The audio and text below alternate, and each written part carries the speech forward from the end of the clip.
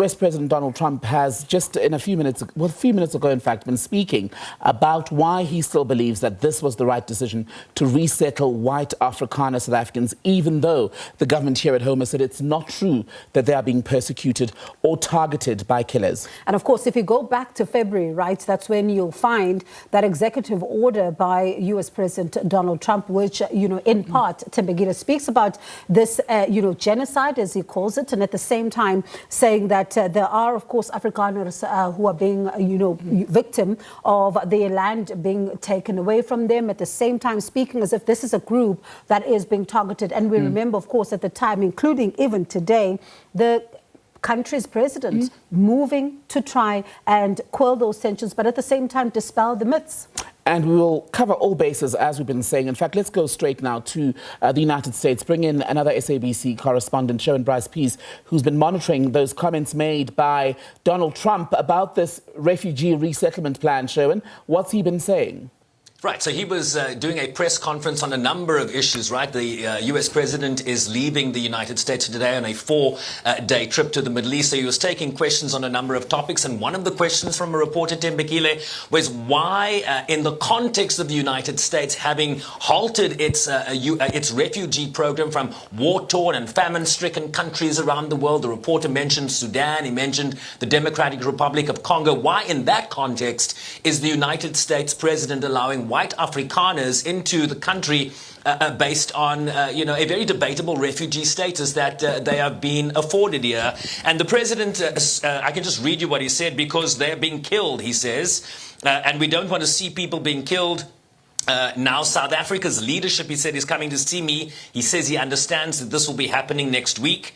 And we're supposed to have a G20 meeting there or something, but we're having this G20 meeting, but they're not fully committed to the G20 meeting unless this situation will be resolved. It's a terrible thing that's taking place. Farmers are being killed. They happen to be white, but whether they're white or black makes no difference to me. White farmers are being brutally killed and their land is being confiscated in South Africa.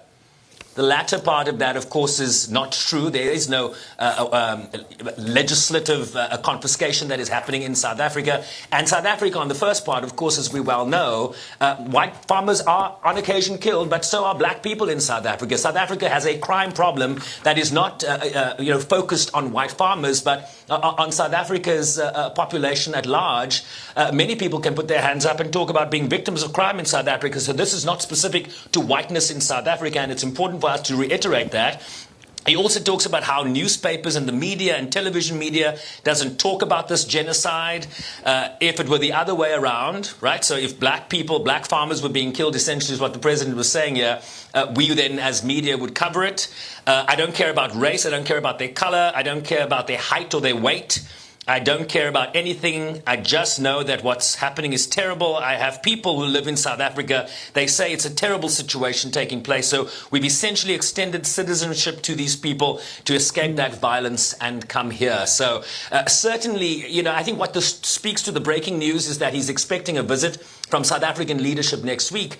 But it also, Tembegile, I think, speaks to the fact that there have been engagements at the highest levels, right? You'll remember President Cyril Ramaphosa standing alongside Volodymyr Zelensky in April at the Union Building saying he had had a conversation with President Trump where these issues were addressed, and the President Trump in that sense expressed some surprise as to what the President of South Africa was telling him in terms of South Africa's land expropriation and the so-called targeting of white farmers. In addition to that, you've had engagements between South Africa's Sherpa, the Director General in the Department of International Relations, and the G20 Sherpa in terms of their engagements with the United States in late March. And then, of course, you had a statement on Friday from the Department of International Relations.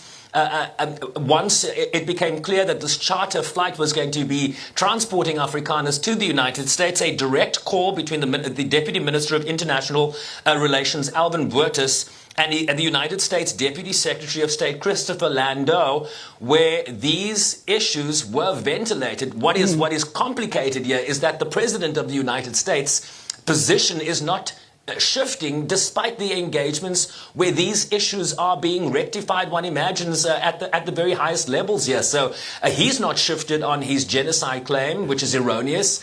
And so it really does speak to the lack of a shifting position despite the interactions that we know have been happening behind the scenes here.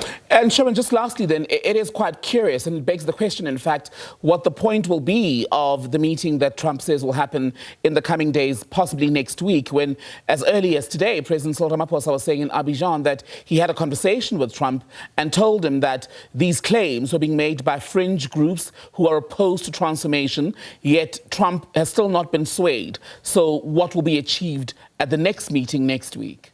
Look, do not underestimate an in-person meeting. There are diplomats here at the United Nations in New York or anywhere they go tell you the face-to-face is often where one gets breakthroughs. One imagines that there is a cordial relationship, certainly from the Department of International Relations and the presidency in South Africa. They've talked about the cordial nature in which they've been interacting, but somebody needs to convince somebody here that what is being said about South Africa in terms of white genocide is simply not true. And, the aspersions being cast on the media and people like yourself and myself that we would somehow turn a blind eye to a white genocide in South Africa because that's something we would do. Absolutely not. And I think that needs to be repudiated. But certainly I would not underestimate a face-to-face meeting here in Washington, D.C. between the President of South Africa and the President of the United States. And the Minister of International Relations at that G20 press conference earlier today estimated that announcement would be coming from the presidency in the days ahead. There certainly seems to be momentum that a meeting now between President Ramaphosa and President Trump will be happening next week. Certainly, that's now being confirmed from the US side. We await South Africa's confirmation.